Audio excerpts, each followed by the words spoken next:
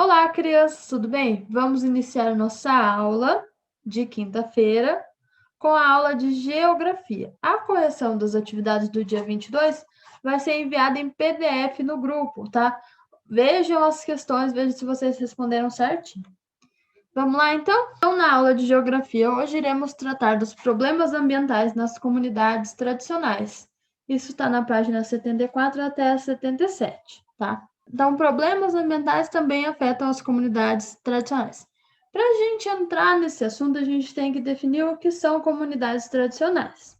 Então, de acordo com o decreto 6.040, os povos e as comunidades tradicionais são definidos como grupos culturalmente diferenciados e que se reconhecem como tais, que possuem formas próprias de organização social, que ocupam e usam territórios e recursos naturais como condição para sua reprodução cultural, social, religiosa, ancestral e econômica, utilizando conhecimentos, inovações e práticas gerados e transmitidos por tradição. Então, por exemplo, os quilombolas são uma comunidade tradicional, então os remanescentes quilombolas.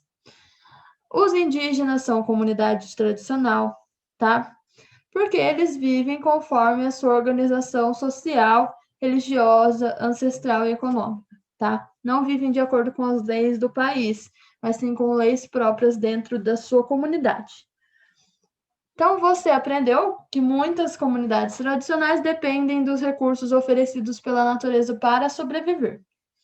Por meio das florestas, dos rios de águas limpas e dos solos férteis, comunidades indígenas, quilombolas, ribeirinhas e etc., obtêm alimentos, instrumentos de caça e pesca e ferramentas agrícolas necessárias para a subsistência, para poder sobreviver. Então, plantam para sobreviver e caçam para sobreviver. Por isso, é fundamental que as condições ambientais do lugar onde essas comunidades vivem sejam as melhores possíveis. A contaminação das águas, dos solos e do ar, bem como a falta de vegetação, pode impedir que a sobrevivência de muitas comunidades aconteça. Então, por exemplo, essa foto é de uma comunidade ribeirinha do Rio Negro, próxima à cidade de Manaus, na Amazônia. Utilizam os recursos oferecidos por ele, o Rio Negro, como fonte de sobrevivência. Então, se esse rio estiver poluído, será que eles vão conseguir sobreviver em um rio poluído? Claro que não, tá? Então, os problemas ambientais afetam muito as comunidades tradicionais porque elas dependem diretamente dos recursos da natureza.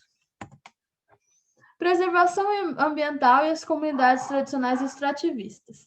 Então, muitas comunidades tradicionais utilizam o extrativismo vegetal, que isso é a coleta de frutos, raízes, fibras naturais, flores, como fonte de sobrevivência.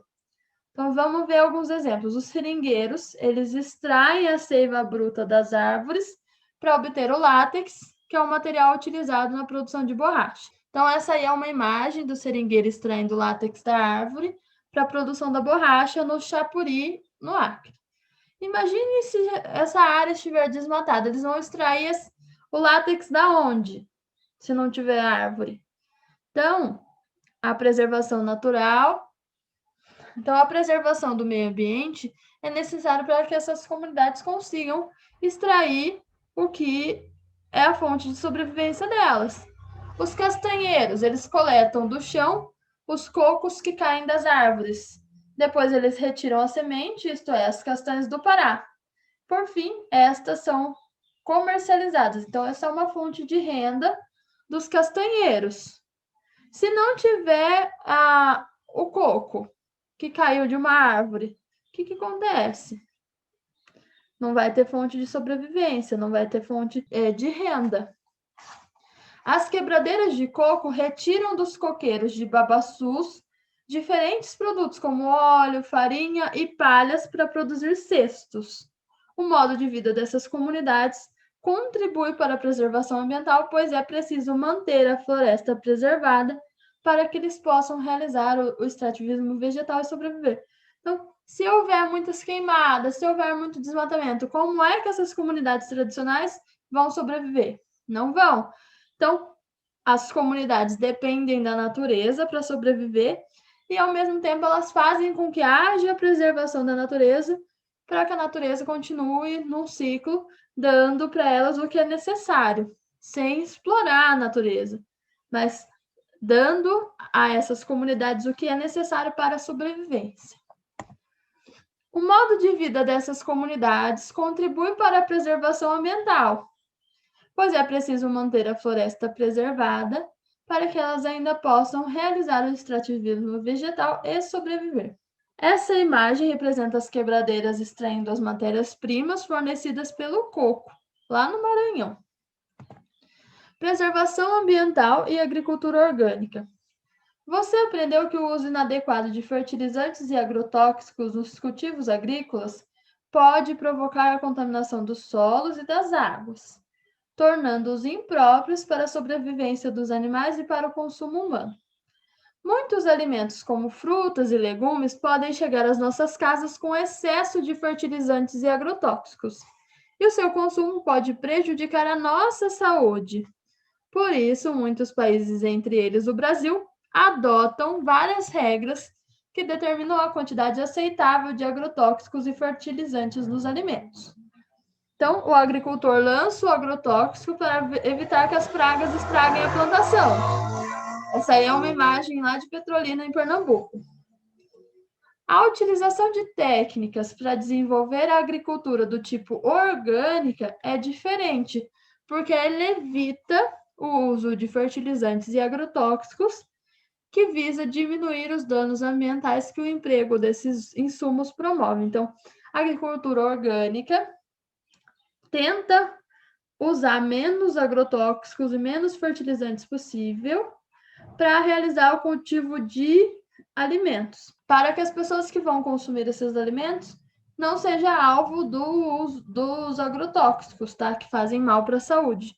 A agricultura orgânica consiste em realizar o cultivo de alimentos com fertilizantes e adubos naturais. Então, uma composteira, tá?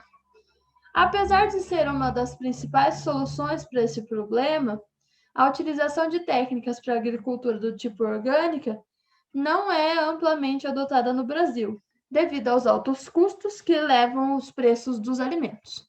Por isso, uma grande parcela da população brasileira não consegue ter acesso aos alimentos orgânicos. Então, na agricultura tem-se usado muitos agrotóxicos e muitos fertilizantes para que não haja pragas nas plantações. Mas esses agrotóxicos muitas vezes fazem mal para a nossa saúde. Então, a gente tem que lavar muito bem os produtos que chegam na nossa casa, tem que esfregar até com a buchinha. Na minha casa, por exemplo, a gente tem uma buchinha só para esfregar os alimentos que vêm do sacolão, porque a gente não sabe o tanto de agrotóxicos que vem junto com aquele alimento. Já em uma agricultura orgânica, a gente vê que o cultivo dos alimentos se dá com fertilizantes e adubos naturais. Mas o custo para fazer a agricultura orgânica é um pouco maior do que a agricultura com fertilizantes e agrotóxicos.